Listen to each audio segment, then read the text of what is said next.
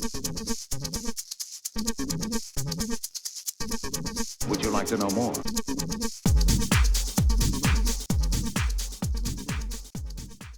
Welcome to Adventures in 3D Printing, episode 14, I believe. Today we've got some Forest Dragon Heavy Skellybobs, who are one of my very, very favourite units in the entire game.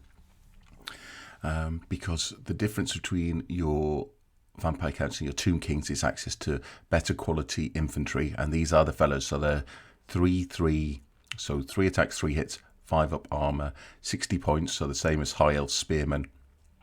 But they have all those juicy benefits of not being afraid of anything and not suffering enemy near, and if they're driven back by shooting, they just hit their into another stand and they're not confused. So lots of bonuses. They don't have initiative, which is a negative. We can't pretend it's not, but the positives far outweigh those negatives for me. So this is one of the 4 banner stands for the heavy skeletons, who are Graveguard in reality. I'm printing with Anycubic Clear still, which is a clear resin, 40-second base exposure, 6 base layers, 2 seconds for the regular exposure. Everything seems to be coming out all right. I printed 2 runs of these, so that's 18 times 2, 36, and maybe had 10% breakages, but it was only a single break in the stand, and it was something that I just glue them to the base. And you don't even know there's a break there. So yeah, there was all perfection, no breakages, very minimal cleanup of supports. You can see a bit of cleanup of support here. I don't worry too much about stuff like that. You're not going to see it when it's based. So yeah, I like these fellas a lot, both in terms of the sculpts, which are fantastic as usual from the Forest Dragon people, and also in terms of how they play in the game. I take 8 units of these in my tournament list, and I wouldn't have it any other way. Even though you've got to have 8 units of, well, 4 units of skeletons, 4 units of zombies at 2,000 points. There's nothing you can do about that. They're rubbish. I don't fight with them unless I absolutely have to. 8 units of these are the core of my army, along with 4 units of Black Knights. I might talk about my list later on when I've printed some more stuff, because I think the cavalry, the Black Knights, are coming next month in December. So lovely little shield icons there. That's very nice. A skull with some wings on it. Beautiful bit of kit. So we'll go through all. I think there are 7 stands in total. So that I've got ready to show. There are. So if you look at the banners, you have this set of miniatures with that banner. You have this set of miniatures with that banner, and then you have the banners swapped over. So if I show you these 2 stands, that's in effect everything. But there's a bit of a mix-up. That you have the banners swapped over, so you've got 4 distinct looking units. Some fantastic sculpts again here. Look at those axes. And yeah. So I'm printing at 0.05 mil, which is the default setting. As I've said before, you could go to as little as 0.01 mil, so 5 times the resolution, but I'm not sure. Well, when you see my paint scheme, you'll know that I ain't worried about any more detail than this. I'll show you my painted army. I don't have the barefaced cheek to show it beforehand, because as anybody that knows me knows that I'm more interested in playing than painting, and I want to get it on the table in the least time possible. So I'll show it to you when it's done. Maybe I'll show you 1 unit, and then you can guess what's going to come. If you've seen the if you play Middle-earth strategy battle game, or Lord of the Rings I like to call it, the Army of the Dead is where we're going. So if it's living, it's painted. If it's undead, it's ghostly. Let's just put it that way. These really are beautiful. Some nice Nashers again. Sometimes, you know, the detail is so fine. So I don't know if this in here is a bit of support. I doubt it. It's probably more likely a bit of white undercoat. I use Halford's grey undercoat primer stuff and Halford's white, so it's like car spray. So a little bit thicker. Goes on pretty well though. I think you only need 1 coat. Chris Orr again would be in love with these teeth here. Got a bit of Hollywood smile, isn't it? That's what it is. It's like Hollywood smiles.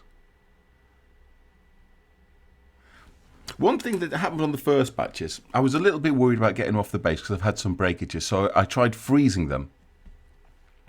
And I don't know if my IPA was dirty or putting them in the freezer caused some change in any unwashed resin, but there were like blobs of resin that I had to scrape off. So I've changed my IPA on the second run, and I'm trying it again today, the freezer method, to try and see if, with some Cromarty Forge dwarfs, to see if it gets them off any easier. But in the end, they came off pretty easy, and so I didn't really need to worry about putting them in the freezer. These ones, I think the amount of surface area of the base, because they're quite narrow bases. They're 40mm wide, obviously, but quite narrow. So what's that? Probably about, it's about a third of that distance, isn't it? So about 7mm, 6 or 7mm wide. So the surface area is quite small. So the adherence between the base and the print plate is quite small, so that's good. They tend to come off relatively easily, even with my brittle Anycubic clear. But if you're going through these, if you can spot any blobs of unwashed resin, which I haven't managed to spot, and I think when these guys are painted, even the small bits of uncured resin won't be that obvious. Where I did spot it, and maybe we'll come across one, is in the joints here between, so the gap here between these horns on the helm had a blob that I just cleared out after washing and curing. So I think anybody that's interested in getting Tomb Kings, you will struggle to find, vampire counts, you will struggle to find better looking graveguards than these fellas. And I think we've gone past, no, they're still in, aren't they? So we're still in November, so you can still pick this up. See, there's a bit there, that's undercoat there. But you can still pick this up for, I think it's about £10 all in for the month. You get these guys, you get some, I've forgotten who you get in this. I haven't printed any others, have I? So you get, is it a black coach? And we'll have to go through what you get and print them off. So I think these are the first ones I've printed, because obviously being a graveguard aficionado, the first things I wanted to print were the graveguard, so that's the first things I printed. And let's have a look at the final stand. And then we'll call it a day for today. I'm still not seeing any problems at all with the printing, even with the ones that didn't wash that nicely. So we're well on the way to my 8 units here. And yeah, I couldn't be happier with how I'm getting them off the print plate, even with this brittle stuff. As I said, like 10% breakages, and even that 10% was only a single break, maybe in an area. This would be a good place to break here, because when the miniatures are kind of interlocked, it provides a bit of rigidity.